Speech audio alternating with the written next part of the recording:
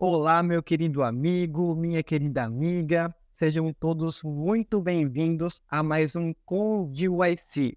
Aqui, todas as semanas, nós vamos recapitular a lição jovem para estimular você e a sua família, os seus amigos, a estudarem a lição da Escola Sabatina através da Bíblia. Então, a lição que nós estudaremos essa semana é a lição de número 2, que tem como título A Gênese de Satanás. Antes, eu vou me apresentar. O meu nome é Estevam, eu tenho 20 anos e moro em Taquara, Rio Grande do Sul.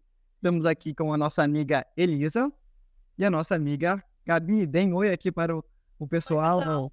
Tudo bem? Meninas. Estamos aqui de novo.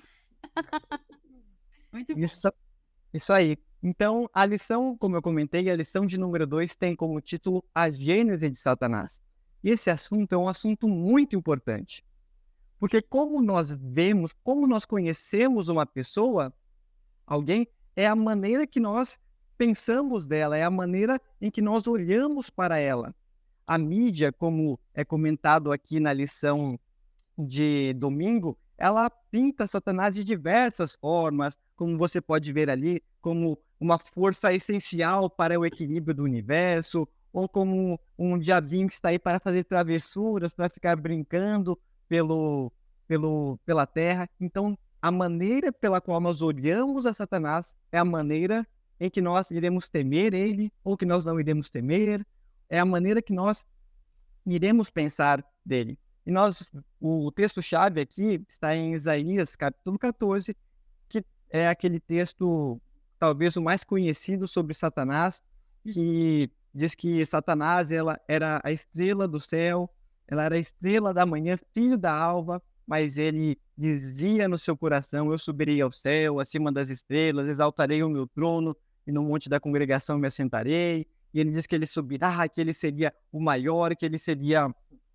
cresceria, e depois diz que, depois de tudo isso, Deus o lançaria à sepultura. Mas vamos então começar efetivamente aqui o estudo da lição, e eu gostaria de perguntar aqui para as nossas amigas que estão aqui, e para você também que está em casa, quem é de fato Lúcifer, segundo as Escrituras, segundo o Espírito de profecia, e qual foi a origem do pecado no coração dele? O que foi que ocasionou? Qual é a explicação para que tenha surgido esse pecado ali no coração de Lúcifer? Olha, Estevam, dentro do que você estava falando um pouquinho antes, eu achei muito interessante que hoje mesmo, curiosamente, eu estava lendo Mensagens aos Jovens, onde a gente fica a dica, livro sensacional. Todo jovem adventista deveria ser obrigatório ler esse livro. E aí, lá falou justamente sobre uma questão que fala na parte de domingo, que é sobre como Satanás é visto muitas vezes nos entretenimentos da vida, né? E olha que interessante que o irmão White fala no capítulo 10, que fala assim, ó: Satanás exulta por amor de si mesmo ao ser considerado como ficção. Então, a gente acha que, né, é uma coisa que para ele é indiferente. Não, ele adora. Inclusive, ó, quando menosprezado e representado por alguma ilustração fantasiosa ou com algum animal, isso lhe agrada bastante. E sabe por quê? Depois você tem que ler esse capítulo na sua casa, vai achar sensacional, porque te abre muito a mente, sabe? Porque é justamente isso, ele não quer que a gente tenha a dimensão de quem ele realmente é. Então, fica a dica, fica até o final, porque esse Conde Wacy vai te mostrar e revelar quem Satanás é. Enfim, super merchan aleatório que eu não tinha pensado, mas teve tudo a ver com hoje, eu queria compartilhar com vocês. Bom, sobre essa pergunta, é bem interessante, porque lá em Isaías logo começa a falar sobre quem era Lúcifer, e o próprio nome Lúcifer significa portador de luz. Então, você vê como é um oposto muito grande do que representa o nome dele agora, mas eu não quero dar spoiler, a gente vai conversando mais sobre isso. E ele tinha as mais altas honras no céu, ou seja, ele era, acho que um dos primeiros anjos, né, abaixo do próprio Deus e de Jesus e tudo mais. Então, ele era meio que o cara lá dentro, né, dos anjos. E Lúcifer, o que aconteceu com ele foi que ele começou a sentir inveja de quem Deus é e querer ser o próprio Deus. A criatura querer se colocar no lugar de Deus. E aí é um ponto muito até pra gente parar pra pensar, né? Assim, Deus nos dotou de muitas coisas, mas Deus ainda é Deus e nós ainda somos criaturas, né? Então, acho que dá pra fazer vários paralelos do que aconteceu lá no céu com a nossa vida aqui hoje, mas de forma prática. Lúcifer, ele queria ser como Deus. E isso a gente sabe que não é possível. Perfeito, Elisa. É Sua isso aí. contribuição, Gabi. Olha, quando falamos sobre esse tema, eu me lembro de dois textos em especial. Esse, que é o texto-chave da nossa lição 2, né? Que está em Isaías 14, mas eu me lembro no mesmo momento de Ezequiel 28, que também nos revela um pouco mais sobre Lúcifer, fazendo paralelo com o próprio rei de Tiro, né? Então é como se estivesse falando do rei de Tiro, mas ao mesmo tempo a gente já entende que é também uma referência a Lúcifer, justamente porque no capítulo 28 de Ezequiel, no versículo 14, olha só a revelação que nós temos. Aqui na minha Bíblia diz: Tu eras o querubim ungido para cobrir, e te estabeleci no monte santo de Deus. Estavas no meio das pedras, afogueadas andavas, e perfeito eras nos teus caminhos, desde o dia em que foste criado, até que se achou iniquidade em ti. E aí no verso 16, compara ali a multiplicação do comércio e o fato do rei de Tiro ser um bom comerciante, vamos assim dizer, com a própria tática de Lúcifer no céu, comerciando ali ideias e conceitos errôneos sobre Deus, né? Então, nessa lição, a gente vem falando de maneira geral sobre o grande conflito. E não tem como a gente entender o grande conflito se a gente não compreender que a força do bem e a força do mal é real. E que tanto quanto Deus é real, o inimigo também é real. Então, essa perversão do caráter desse anjo começou desde o céu. Mesmo sendo ele o querubim da guarda, né? A gente sabe que os querubins da guarda, eles estão ali no santuário, de modo especial no lugar santíssimo, né? No santuário que existe no céu. Mesmo estando ali na presença de Deus, tendo contato direto com Deus, sabendo qual era a lei de Deus, que revelava o Deus de amor, mesmo assim, ele acabou se rebelando, justamente pelo orgulho, pelo egoísmo, porque se achou iniquidade nele, que é justamente o pecado, né? Então, assim, não dá para explicar como que um ser perfeito que habitava na presença de Deus agora começou a nutrir o pecado. Primeira pergunta, de onde é que veio esse pecado, né? Como que do nada... E simplesmente não dá pra gente entender.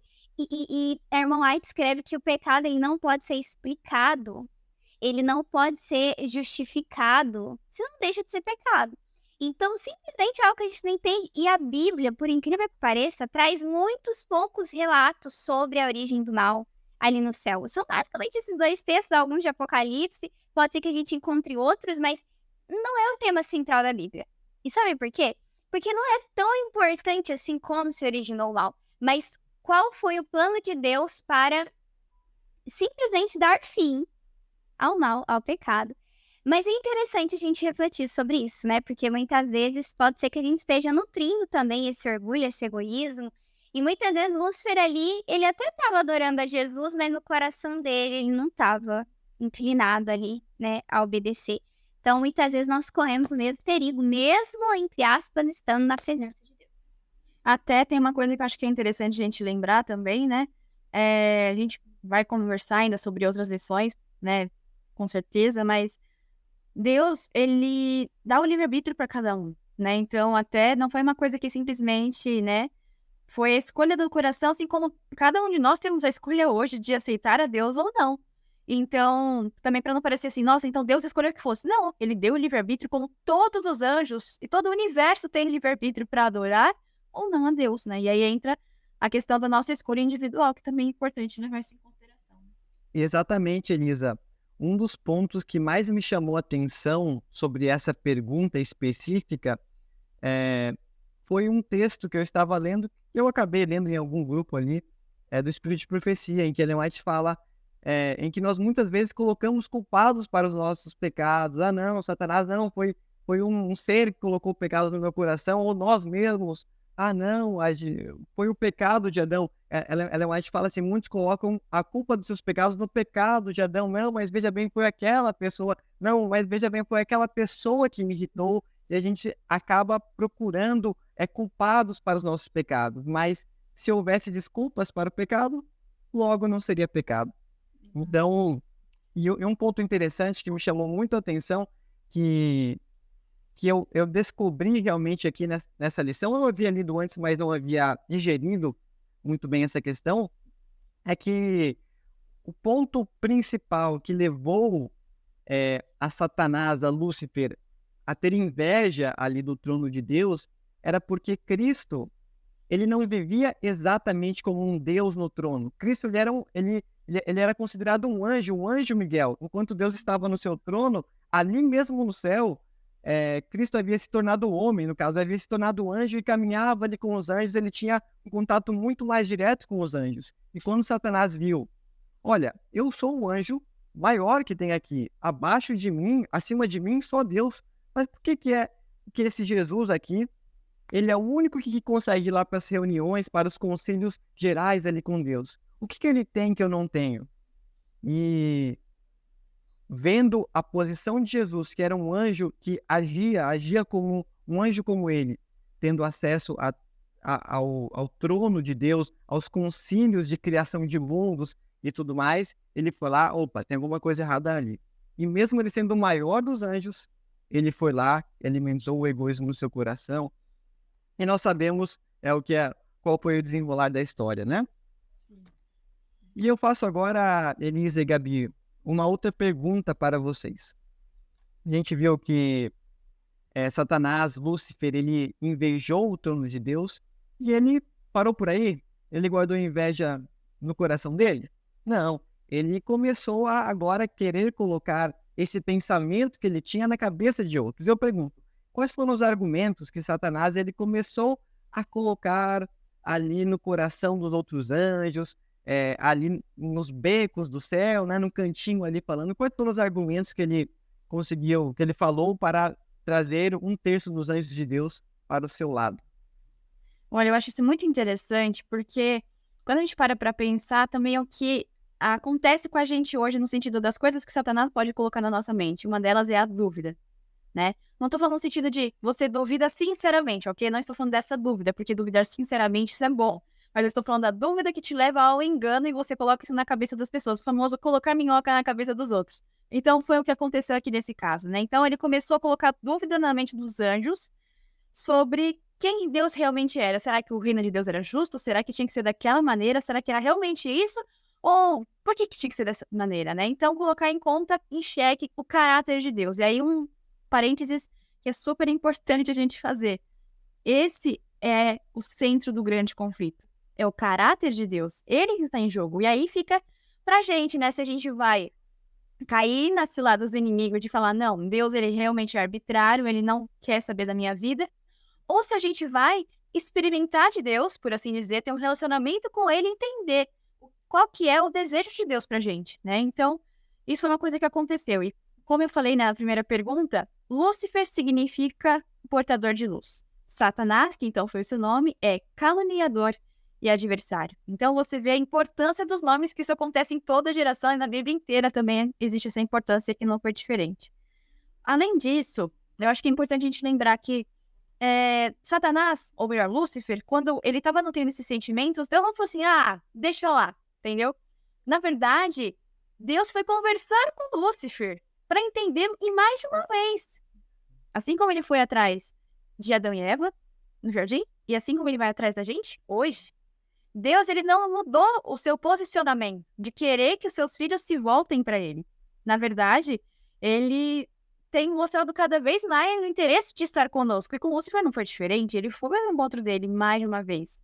E aí, uma coisa que é interessante, por conta do orgulho de Satanás, de Lúcifer, enfim, vocês entenderam, ele não voltou atrás. E mais do que isso, ele falou para os anjos, olha, vocês estão comigo, agora é comigo e acabou, porque se vocês voltarem, Deus não vai te perdoar.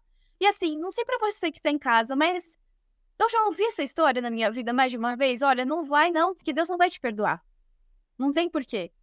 Aí você vê que o que aconteceu no céu são as mesmas estratégias do inimigo. quer dizer que é menos perigoso do que era naquela época? Não, a gente é fraco do mesmo tanto, do mesmo jeito. A questão é, olha que interessante, às vezes se a gente está com a nossa mente aberta, desembotada, a gente consegue perceber melhor as coisas. Isso é importante, lógico, não a gente por a gente mesmo, lógico, mas pedindo discernimento de Deus, que eu acho que para o nosso tempo, o discernimento espiritual é essencial.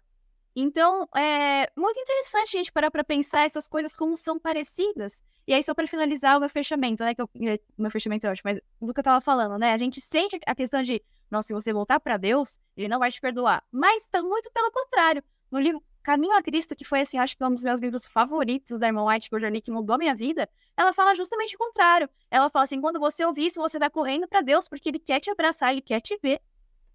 Se Satanás, se Lúcifer tivesse voltado, Deus teria perdoado. Essa dúvida a gente não precisa ter.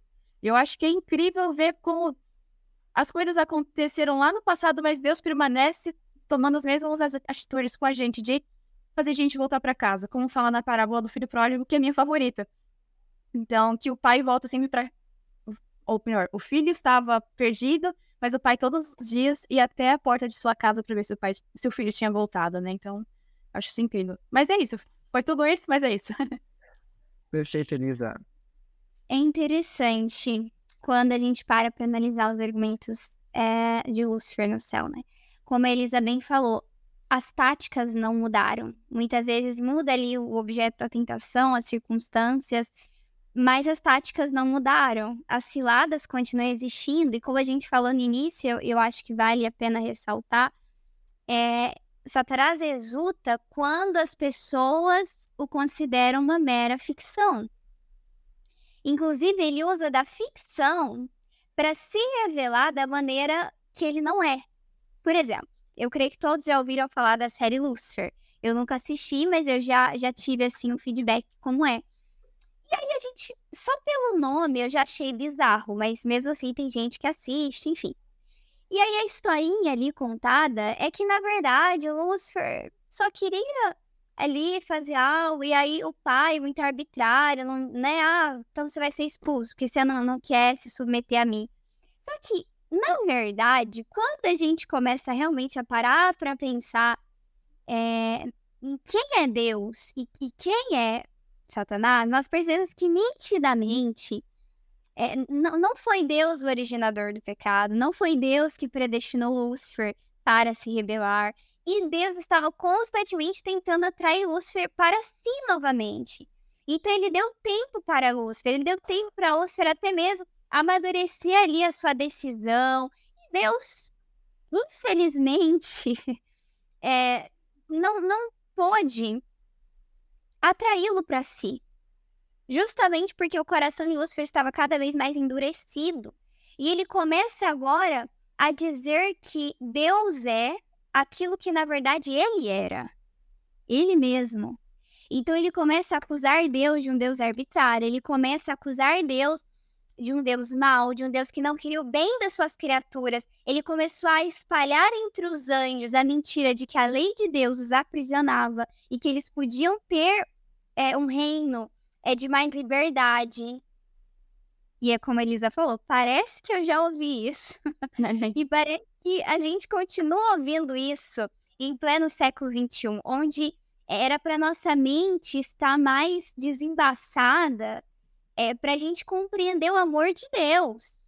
Afinal, nós vivemos em um tempo que a cruz ela é real e que Jesus já morreu por nós, mas ainda assim, nós não conseguimos compreender o amor de Deus. Ainda assim, nós continuamos a ouvir a voz do inimigo, nos dizendo que nos caminhos de Deus, quando eu estou na igreja, quando eu estou obedecendo, eu estou presa. Eu não estou livre. E aí as pessoas acabam pensando que a liberdade é fora da presença de Deus, é longe de Deus. E esses anjos, eles foram enganados. Aí isso me leva a uma outra reflexão. Se terça parte dos anjos foram enganados, anjos, perfeito. E, olhe bem, Lúcifer e os anjos não tinham nenhuma inclinação inerente para o pecado. Eu e você temos. E não somos seres perfeitos. Somos seres, por natureza, filhos da ira. Agora, pensa comigo, será que se eles forem enganados, nós podemos confiar em nós mesmos e nos achar imbatíveis? Não, ninguém me engana, isso aqui não me afeta. Será mesmo? Então a gente tem que tomar assim, muito cuidado quando se trata de,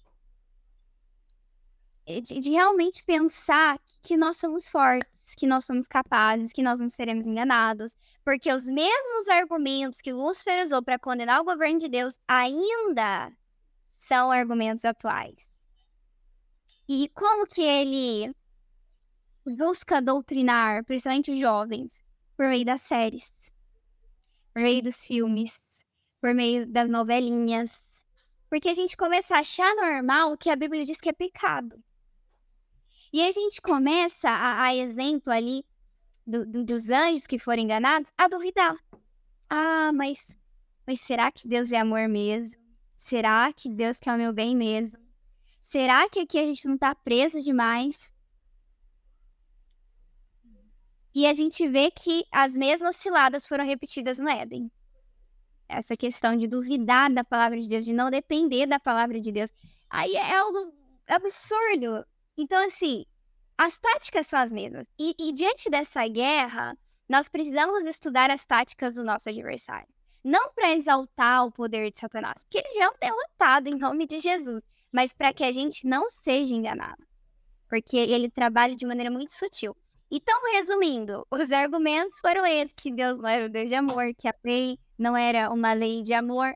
E, enfim, hoje em dia as pessoas continuam chamando a lei do contrário da graça, né? Vocês sabem bem da polêmica aí desses últimos dias. Então, eu creio que Satanás ainda tem tido êxito em enganar muitos com falsos argumentos sobre Deus. Eu posso... Desculpa, pode falar, Estevão. É que ela falou uma coisa que me fez pensar também no que eu li hoje de novo, eu quero compartilhar. Satanás, ele está preparando o mundo para receber ele. A gente crê nisso. E quando a gente vê essas questões que são ditas, né, nos filmes, do que vai acontecendo pra gente vendo as coisas, não é simplesmente porque a gente não tem nada pra fazer, a gente quer criticar os filmes. Não, é porque a gente vê o perigo que há neles da gente cair no engano. Entende? Então é algo além do que simplesmente falar assim, não gosto de ver filme. Não, não é sobre isso, querido. Então eu queria até, porque às vezes a gente fala assim, nossa, será que você... é bitolado. Não, não é isso. A questão é, será que isso realmente vai colaborar ou não é um perigo a gente estar muitas vezes absorvendo essas informações, não é? Será que vai nos edificar? Exatamente. Exatamente. Então, inclusive, fica a dica para você assistir aqui no nosso canal da GYC. Eu acho que foi no primeiro congresso da GYC que a gente teve a presença do Scott Meyer, que ele fala sobre a influência dos filmes. Então, já fica aqui a dica, tá? Você vê que aqui o Pod GYC é cheio de ideias para você fazer na sua vida, né? Então, falta de conteúdo a gente não tem. Então aproveita, tá bom? Porque é sensacional o que ele fala sobre os filmes e o poder e as coisas que estão por trás que a gente muitas vezes nem tem dimensão. Mas enfim, a irmã White fala no Mensagens aos Jovens que Satanás está preparando seus enganos para que na última campanha contra o povo de Deus não compreendam quem ele é. Aí 2 Coríntios 11:14 diz: E não é de se admirar porque o próprio Satanás se disfarça de anjo de luz.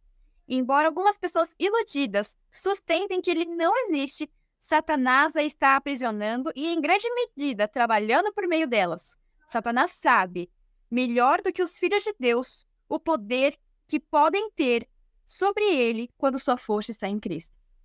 Então, não faz a gente pensar? Será mesmo que é simplesmente, simples assim? A gente precisa tomar cuidado. E mais eu acredito do que saber as artimanhas de Satanás, que é preciso. Mas Efésios, ele traz pra gente o que a gente precisa ter, que é a armadura de Deus. É o capacete da salvação, a couraça da justiça, o calçado das boas novas e tantas outras.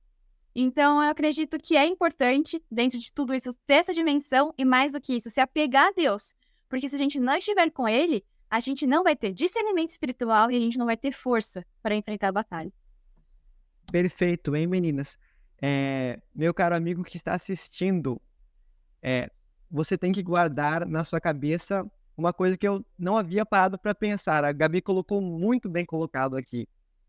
Olha, se lá no céu, onde só existia gente santa, onde não existia TV, onde não existia o seu irmão, o seu pai para servir de pedra de tropeço, onde Satanás já conseguiu levar 1/3 dos anjos. Imagine hoje que nós com uma natureza defeituosa, propensa ao pecado. Imagine com as séries, com os DVDs, com as músicas, com Redes tantas sociais. redes sociais, até coisas boas, né? Muitas vezes o trabalho, muitas vezes, imagine só a gente. Então, se já estava difícil naquela época, imagine hoje. Hoje está extremamente difícil. Extremo. E a gente vê a questão da influência. Um anjo começou a influenciar outro começou a influenciar outro, e aí vai indo, vamos indo. Se ele falou, vamos indo.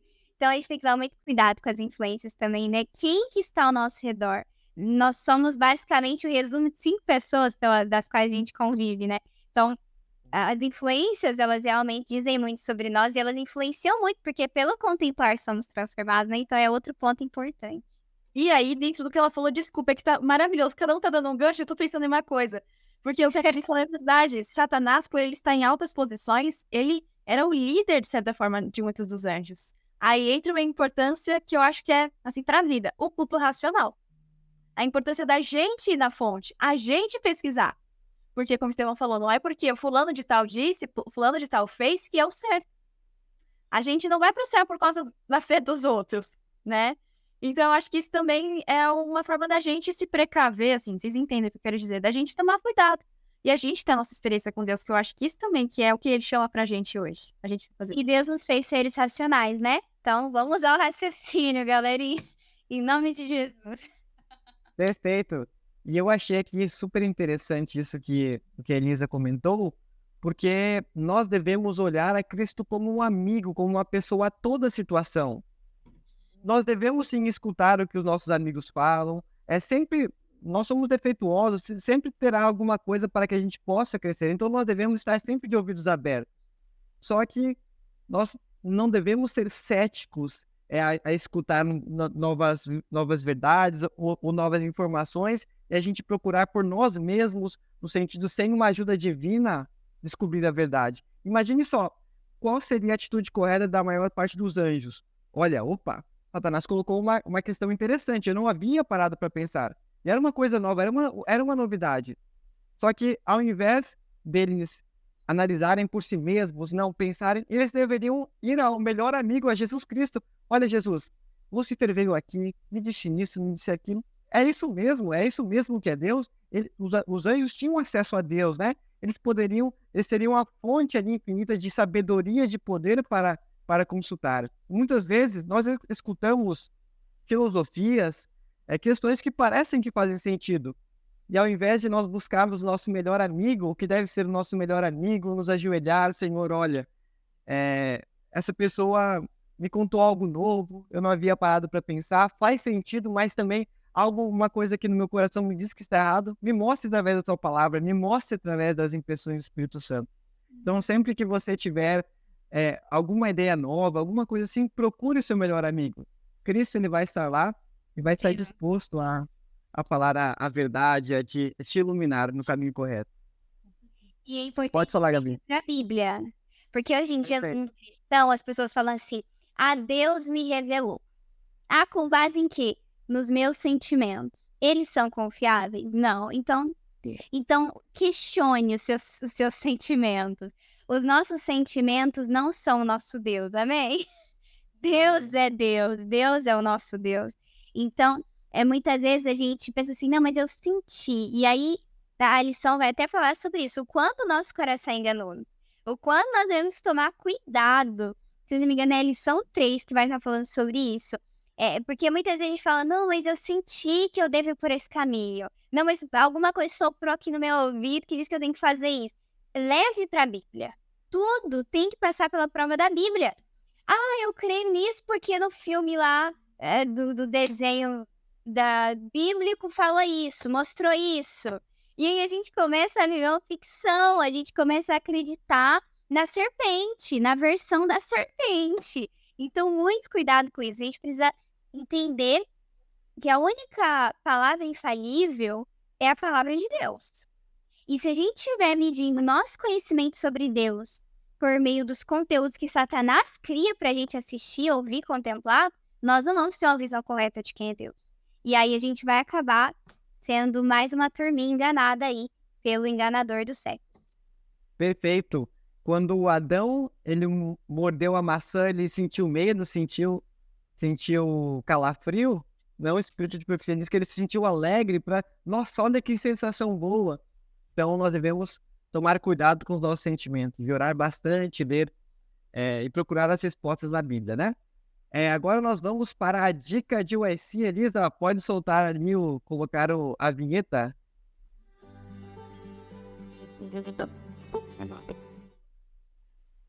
Bom, a dica dessa lição para que você possa se aprofundar ainda mais no estudo, para que você possa enriquecer mais o seu conhecimento, como a Elisa disse, aqui nos comentários do Conde USC, o que não vai faltar é conteúdo para você consumir, material para você ler.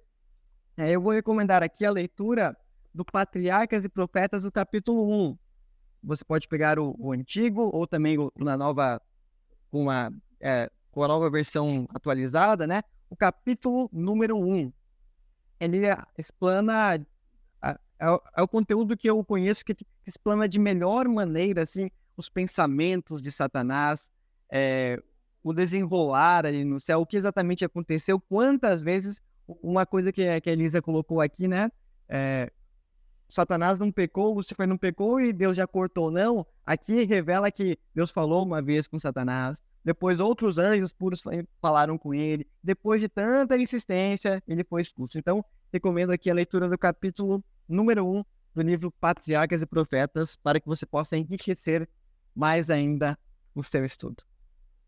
Então, vamos agora para a nossa terceira e última pergunta.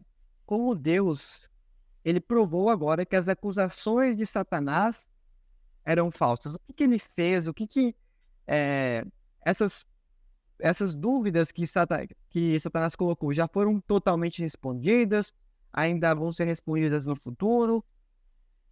O que vocês acham?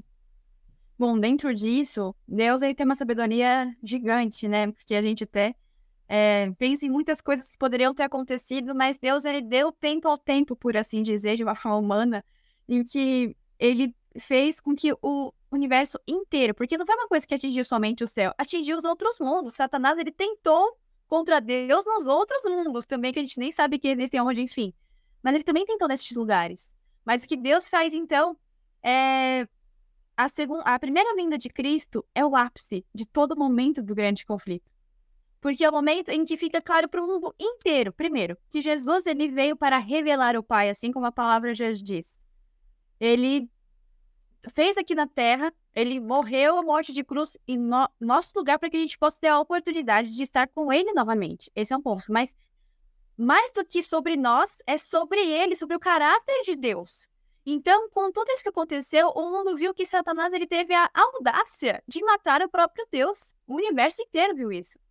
E aí, a partir deste momento, ficou claro para os outros mundos quem Satanás realmente era, já que era um ser mega influente, carismaticíssimo no céu.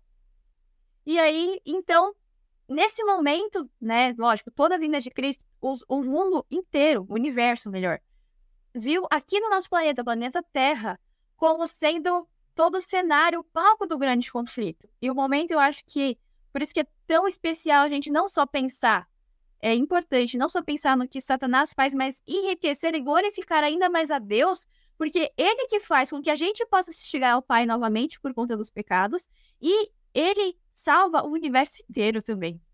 Porque ele mostra quem Satanás realmente é e limpa o caráter de Deus. Não que estivesse sujo, mas pelas acusações de Satanás, o governo de Deus foi colocado em jogo. Né? Então, neste momento, a salvação é garantida a todos, os anjos entendem realmente o que acontece, e o universo, o mundo é uma palavra muito pequena, o universo inteiro compreende realmente quem Deus é, que é o Deus justo, amoroso, e que ele se importa com as suas criaturas, sim. E ele fez algo gigante, que foi dar o seu próprio filho, para que a gente pudesse se chegar a ele por meio de Cristo hoje. Para que a gente pudesse, então, viver uma vida de liberdade, contrária do que Satanás diz oferecer, né? Que ele fala liberdade, mas então que a gente sabe que é questão de escravidão. Olha só que interessante. Eu vejo a paciência de Deus e a sabedoria de Deus. E e realmente permitir que o tempo e principalmente o seu filho, Cristo, revelasse a verdade. Não só aos homens, mas aos mundos e aos anjos. Todos os seres criados. Então imagina, você saber que alguém está te acusando injustamente e você, ao invés de expor aquela pessoa e já querer que as pessoas ao seu redor reconheçam que você está certo, você espera, você deixa que o tempo vá mostrando que de fato é a verdade. Então assim, Deus é muito sábio e nisso tudo, quem mais sofre com a entrada do pecado no mundo não foi o homem, foi Deus. Porque Deus não queria que isso acontecesse, mas o amor, ele assume riscos. Ele exige que o outro tenha liberdade para ir ou ficar. Senão já se torna algo opressor. Então, por amar, Deus teve que assumir riscos. E até mesmo o risco de perder os outros anjos. Porque por muito tempo, basicamente por mais ou menos 4.000 anos, os anjos que ficaram no céu ainda tinham alguma simpatia pelo inimigo. Imagina se a gente fosse Deus. Primeiro que eu ia ter destruído o inimigo na hora, porque eu teria poder para isso. Eu ia na hora fazer os meus súditos entenderem que eu estava certa. Eu não ia ficar nem por um minuto como a errada da história. Mas ainda bem que Deus é Deus e não eu, né? Mas Deus, ele foi paciente. E ele permitiu que os anjos escolhessem. Mas uma coisa era certa. Onde há santidade, onde há perfeição, não pode haver o pecado. Então, o pecado não podia continuar no céu. E Deus nem mandou Lúcifer, no caso de Satanás, para a terra. Ele que veio para cá, fez a morada dele aqui. E cá estamos nós, né? Mas a questão é que Deus foi muito paciente. E o tempo foi mostrando que, na verdade, o que Satanás dizia sobre Deus era o que ele era. E quando que o grande conflito, ele encontra o seu ápice, o seu clímax? Onde que Deus lança os argumentos de Satanás por terra? Na cruz do Calvário. Na cruz do Calvário, de acordo com o livro de Colossenses, foi ali onde o acusador de nossos irmãos foi expulso. De maneira propriamente dita. Ele não podia nem mais se aproximar do céu. E ali, ainda as afeições e a consideração que os anjos celestiais tinham para com Satanás e os seus anjos já não existiriam mais. Porque ali ficou nítida a crueldade do inimigo em matar aquele que um dia lhe deu a vida. E é importante a gente entender, a lição vem falando sobre isso, que Deus, ele não criou Satanás. Ele criou um anjo de luz. Mas esse anjo de luz tinha liberdade. E essa liberdade poderia levá-lo ao que levou. Então, olha só, o anjo de luz se tornou, na verdade, o príncipe das trevas. Então, não é porque a gente uma vez viveu na presença de Deus e porque a gente uma vez recebeu luz, que agora a gente está imbatível. Se a gente não cuidar e a todo momento receber o Espírito Santo para que o egoísmo e o orgulho não reinem em nossos corações, nós vamos seguir os mesmos caminhos do inimigo. Nós vamos, em uma hora tendo luz, ser condenados pela luz. Porque a luz, quando é acumulada para nós, e quando a gente começa a se orgulhar da luz que temos no sentido ruim, acaba se tornando trevas. Então, a gente tem que tomar muito cuidado com isso. E outro ponto importante. Deus, hoje, ele coloca diante de nós como é o caráter dele. Porque foi revelado por meio de Jesus. Jesus veio para revelar o caráter do Pai. Mas Deus, ele não só quer se revelar por meio de Jesus. Ele não só se revelou por meio de Jesus. Mas agora Jesus diz, como eu glorifiquei meu Pai, como o Pai me enviou, agora eu envio a vocês. Então agora, diante desse mundo, nós precisamos representar o nosso Deus. Então nós servimos a Deus se nós o representamos. A depender de como tem sido a nossa vida, nós não estamos representando a Deus. E aí isso é um problema. Então é algo importante a gente pensar também. como que hoje, por meio da minha vida, os argumentos de Satanás também podem ser combatidos, né? Então, que a nossa vida possa falar do amor de Deus, né? Porque o caráter de Deus, a essência de Deus é o amor. Amém. E o espírito de profecia, de diversas formas, e até a Bíblia mesmo, mostra que homens mostraram que Deus ele era justo. Homens mostraram, provaram que a lei de Deus, que o caráter de Deus não é injusto. Nós vemos ali, aqui no Patriarcas e Profetas, que até mesmo no céu, até antes de Satanás ser expulso, eles começaram a perceber, olha, a gente longe, os anjos maus longe da lei de Deus, não dá certo. Eles já perceberam. E Deus, aí eles caem, né? Caem do céu ali, Satanás, e tentam aqui a terra, e vem vindo geração de homens, e é dito que muitos desses homens provaram que a lei de Deus era justa. A exemplo de Enoque, a exemplo de Abraão, onde todo o universo em que o caráter de Deus estava em jogo, será que ele realmente é justo ou não? Eles olhavam para a vida do mundo, para a vida das pessoas que seguiam Satanás, e olhavam a condição, e olhavam para a família de Enoque, olhavam para a vida piedosa de Abraão. E aí eles viam, olha, realmente a lei de Deus é justa, a lei de Deus é perfeita. E isso nos mostra que acima de palavras, acima de qualquer outra coisa, o que vai mostrar ao mundo que o caráter de Deus é perfeito, que a lei de Deus é perfeita para os nossos colegas de trabalho, para todo mundo, é a prática. Nós precisamos ter uma vida pura, uma vida santa, uma vida com os frutos do Espírito, amor, alegria, paz, longanimidade, benignidade. E assim, da mesma forma que o caráter de Deus foi provado como correto perante o universo, assim também o caráter de Deus será provado diante dos nossos colegas, diante dos nossos amigos. E um ponto importante que nós devemos colocar é que, pessoa por pessoa, foi provando que a lei de Deus era justa, mas ainda sempre houve uma dúvida aqui, uma outra dúvida aqui, mas o ponto central, o ponto onde que realmente foi batido o martelo e não há injustiça, não há nada da parte de Deus, foi a cruz. Muitas pessoas dizem que o caráter de Deus ainda não foi provado e é necessário de uma última geração para que o caráter de Deus seja completamente colocado como justo. Não. A cruz e somente a cruz é o ponto onde foi provado que a lei de Deus é justa. Apenas ali. Aí já acabou a dúvida do universo. Não há mais nenhuma dúvida no universo. Ninguém precisa mais provar. Nós precisamos provar porque o ato de provar demonstra que nós fomos transformados por essa graça. Mas o caráter de Deus ele já foi provado como bom.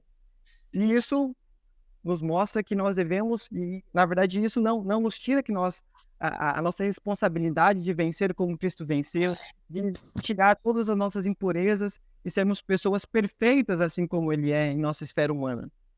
Mas é importante ressaltar que apenas a cruz de Cristo foi um instrumento suficiente para provar o que nós, seguindo os passos de Cristo, vencendo como Cristo venceu para se assentar no trono como Ele se assentou, nós precisamos buscar cada vez mais refletir o caráter de Cristo para que assim nós estejamos com Ele no céu.